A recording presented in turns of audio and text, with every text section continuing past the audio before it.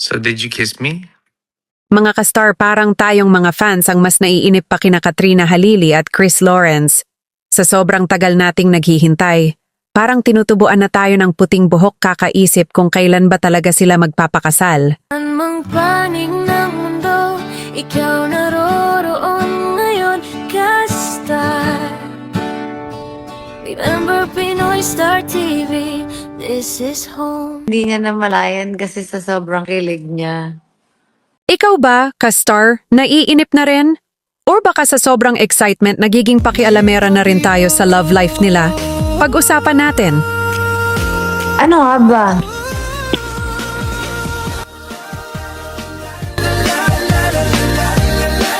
Hello mga ka-star! Kumusta ang ating mga rayuma dyan? Hindi ko alam.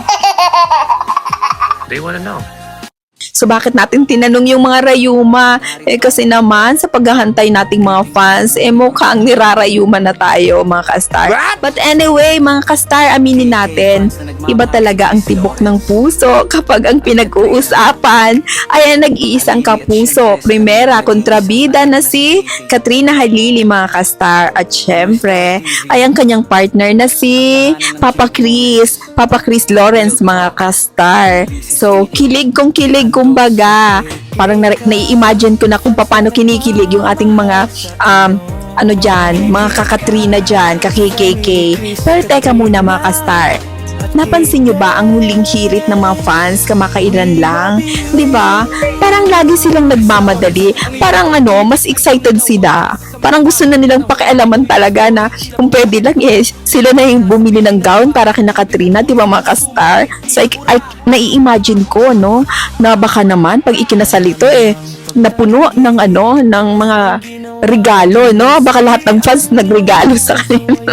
At sa sobrang excited, kahit hindi tayo invited, lahat tayo nandun, napuno na natin yung simbahan. But anyway, habang patuloy nga na bumabaha ang mga sweet photos at kulitan ng dalawa sa social media mga ka-star, ay syempre may isang nakakatuwa pero seryosong panawagan ng mga netizens. Ito yung pakasal na kayo,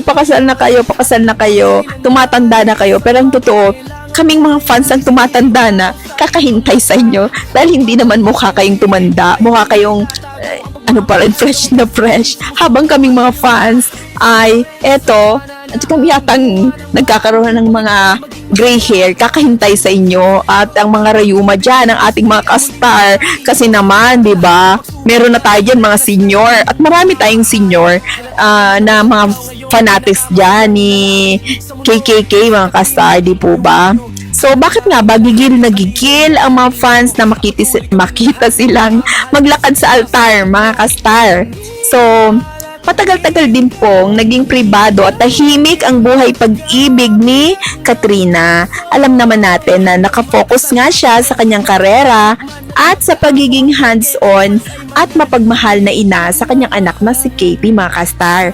Pero, nang dumating nga ulit at kumatok sa kanyang puso si Chris Lawrence, yon, biglang boom, biglang nagbago ang ihip ng hangin mga ka-star. So, nakita ng publiko kung gaano ka-genuine itong si Papa Chris. So, hindi lang kay Katrina, syempre, una na dyan, pati dito sa anak nila, di ba, kay Katie.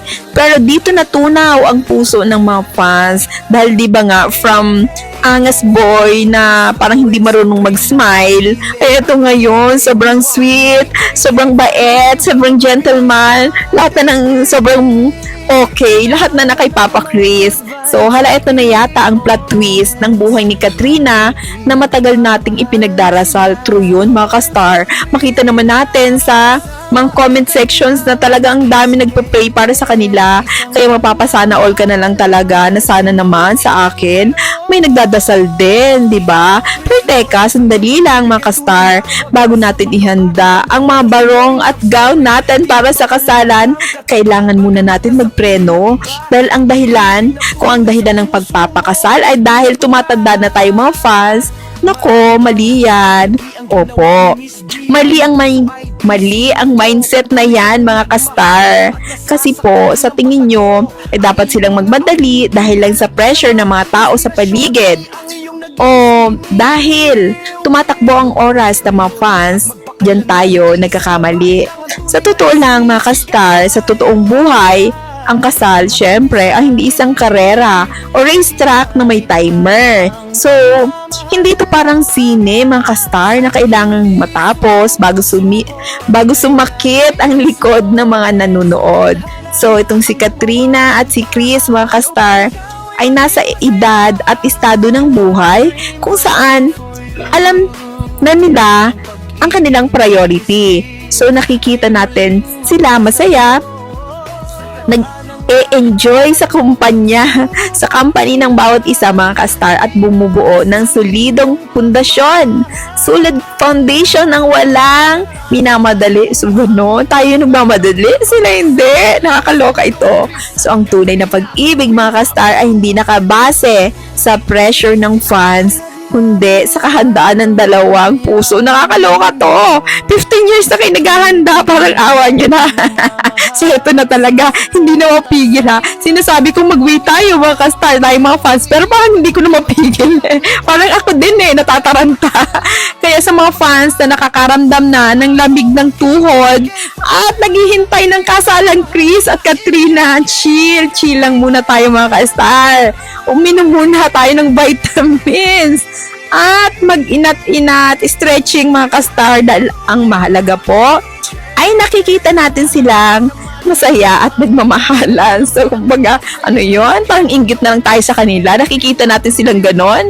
So, kung magpapakasal man sila bukas, sa susunod na taon, o sa tamang panahon, na sila lang ang nakakaalam, ang sigurado natin, nandoon tayo para sumuporta. Dahil ang totoong fans, hindi nagmamadali. Aray, hindi ba ako totoong fans? Kasi ako, mga ka-star, nagmamadali din ako. So, maghihintay lang ng tamang pagkakataon para mag-celebrate ng tunay na pag-ibig. Grabe na ito, mga ka-star. So, mga ka-star, anong masasabi nyo? Sa tingin niyo po ba ay malapit na talaga yung idol na hinihintay natin? O baka naman naging white hair na tayo at yung mga tuhod ng ating mga ka-stars dyan nirarayuman na, ha? Hopefully naman. Chris and Kat, huwag naman dumating sa ganung punto na yung mga fans mo nirarayuman na. Naku po. At baka naman maunahan pa kayo ni Katie niya na, nakakaloka na to. So ako yung nagsasabi na kailangan na ay lang kami. Kumbaga, mahaba ang aming patience na maghintay bilang fans. Pero ang totoo, ang hirap talaga maghintay. Ano ba? Parang gusto ko nang ayoko na ituloy. So, mga ka-star, so yan, tanungin natin yung ating mga ka-star dyan. Ganito na lang po. Sa ating mga ka-star dyan, pwede ba? I-comment nyo yung mga edad nyo dyan. O, gano'ng katagal na ba kayo naghihintay? Mandaliin na natin itong mga to. Naku, nakakaloka na to. So, Chris and Katrina, sana naman ngayong taon na. So, hanggang dito na lang muna, mga ka-star. Hindi na mapigil ang i-express yung nararamdaman nating inip dito sa sa love team nila, no? I mean, sa pagpapakasal nila, ewan ko ba kung bakit pakailamera tayong mga fans. Oy, aminin nyo, mga ka-star, hindi lang ako yung pakailamera dito. Kita mo sa comment sections, maloloka tayo, no? Ang dami natin. So, hanggang dito muna, hopefully, napakinggan tayo ni na Katrina at Chris. So, hopefully naman, sana naman mag-comment din sila sa atin ng edad nila. Ay, hindi, alam na natin yun. Kayo na lang, mga ka-star, mag-comment ng edad nyo para alam natin. Para naman, baka sakaling, maawa si na Chris at Katrina, sa edad natin, wag na sa edad nila. So, hanggang dito muna, ka-star. Hanggang sa muli, if you enjoy our video, please like and share. Siyempre, huwag kalimutan mag-comment at mag-subscribe. Hanggang sa muli, thank you so much, mga ka-star. Maraming salamat sa panonood, mga ka-star. Kung nagustuhan ninyo ang video na ito, huwag kalimutang i-like, i-share sa inyong mga kaibigan, at mag-comment ng inyong opinion sa ibaba. At syempre, i-subscribe na rin para lagi kayong updated sa mga susunod nating videos. Kita-kits ulit sa next upload, mga ka-star. Huwag palampasin. Ikaw naroroon ngayon, kabayan, Pinoy Star TV. This is home.